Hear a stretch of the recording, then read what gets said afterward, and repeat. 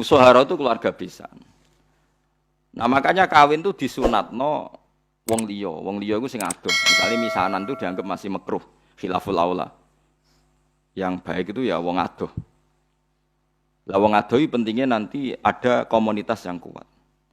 Ini ku riyen sing masyhur nggih Rasulullah nu nikahi Juwairiyah. Juwairiyah niku imro'atun min Banil Mustalik.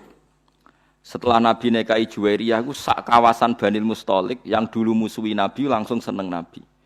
Perkarane besan. Gak pantas tukaran mbek napa?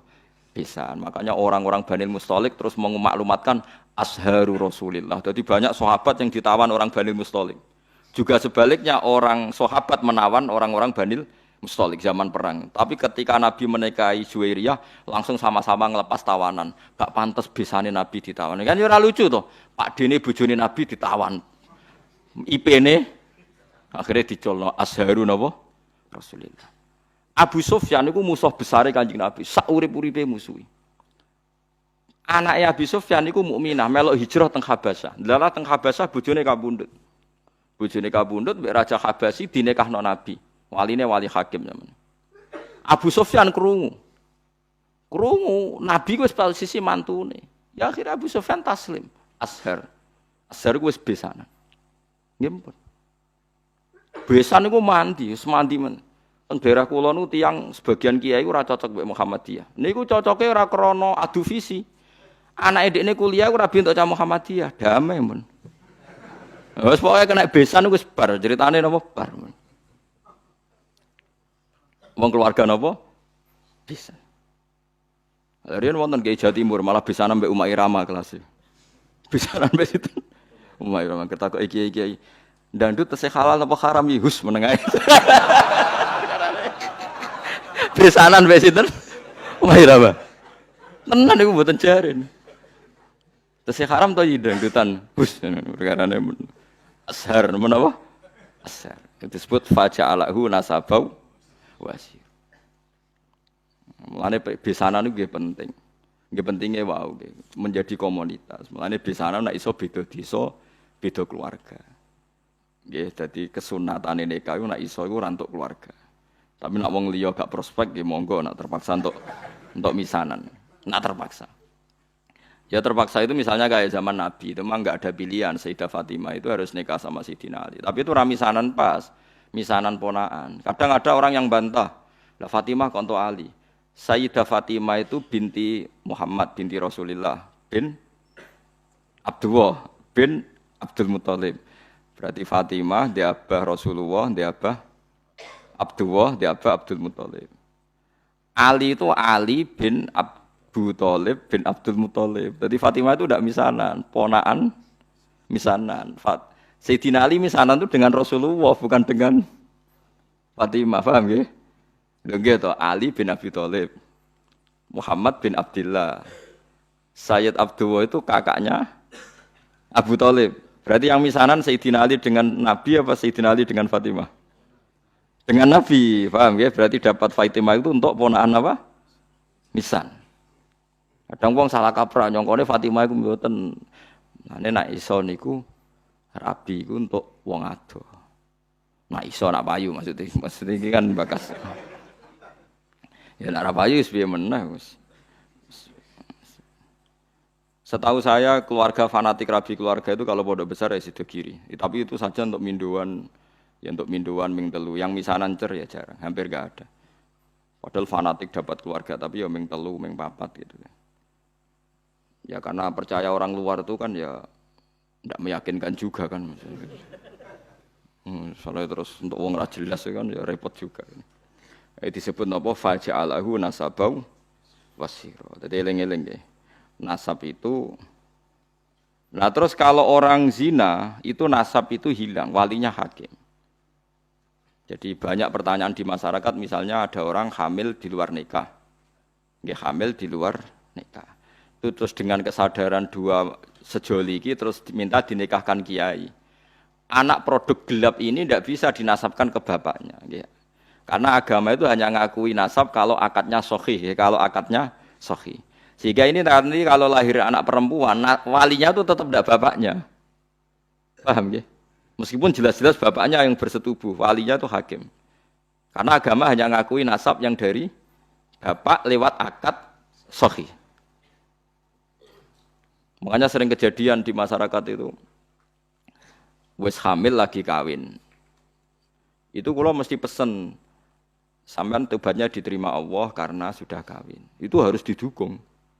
Harus didukung.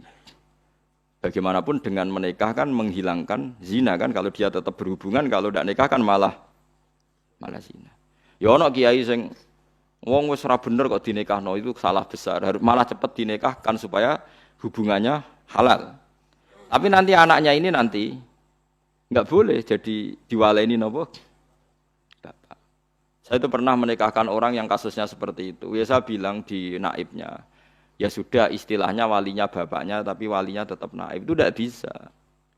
Karena nasab yang diakui syariat itu yang diakdin apa? Sahih, yang lewat akad apa? Sahih. Jadi nanti kalau seperti itu misalnya anaknya putri, paham ya? Oleh ngandang bapak, macam bapaknya secara genetik, secara gen, tapi secara syar'an nanti kalau nikah walinya apa? Hakim. Nah, makanya itu kudu ngerti. Nah, lagi-lagi adopsi anak itu mengacaukan itu semua. Nah, makanya agama itu membatalkan. Jadi kasih sayang boleh, kayak apa boleh lah. Seperti Rasulullah nganti nyisi ubelis itu Usamah, tapi nasabnya tetap Usamah bin Zaid bin Harisah. Harus jelas, Usamah bin Zaid bin Harisah. Tidak boleh dibilang Zaid bin Muhammad. Itu disebut apa? Ud'uhum li'abaihim huwa aqsatu intaqwa. Paham gitu? Terus kalau suwun supaya sampean terlatih lah ambek teorinya ulama. Ulama itu tidak hanya ngomong sosial. Saiki wong awam ana omongan sosial, ana melarat pe anak sugih. Saiki ana uripe dipe anak wong sugih, tukokno mobil, tukokno sepeda motor. Selalu yang dibahas itu sistem-sistem sosial. Saiki kepenak uripe penak dipe wong sugih. Agama itu tidak mikir itu tok. Agama itu mikir nanti kelanjutannya nasab itu kayak apa. Nanti kalau kawin sama mahramnya. Terus yang ketiga ini yang perlu sampean ketahui. Ini yang paling ngeri. Mungkin ini khusus ulama kelas berat itu didiskusikan. Tapi ini saya utarakan di sini. Ben sampean dadi ulama kelas berat maksudnya ben melok katut. Kalau terjadi adopsi atau tidak jelas itu ada masalah begini. Misalnya saya punya anak putri. Ruhin punya anak putri, jelas anak saya. Saya ingat betul itu anak saya. Terus karena Ruhin itu orang yang miskin, terus anaknya itu terlantar.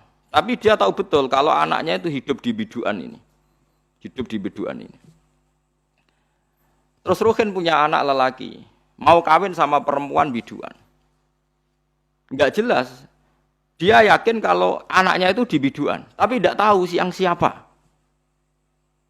Itu ada ulama yang mengatakan, jika jumlah perempuan itu masih bisa dihitung di kawasan itu, maka haram semua perempuan biduan.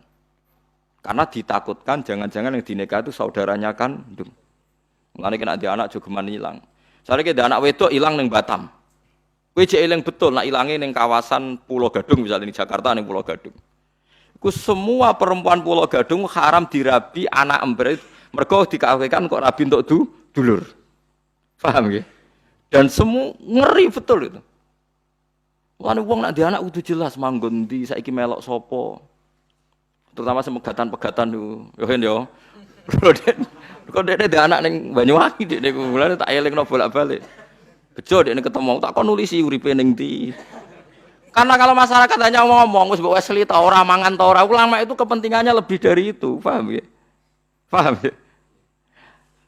Itu bolehnya kalau kampung itu masih bisa dihitung. Itu satu kampung tuh haram semua kan. Jadi misalnya sak biduan jumlahe 700 wong.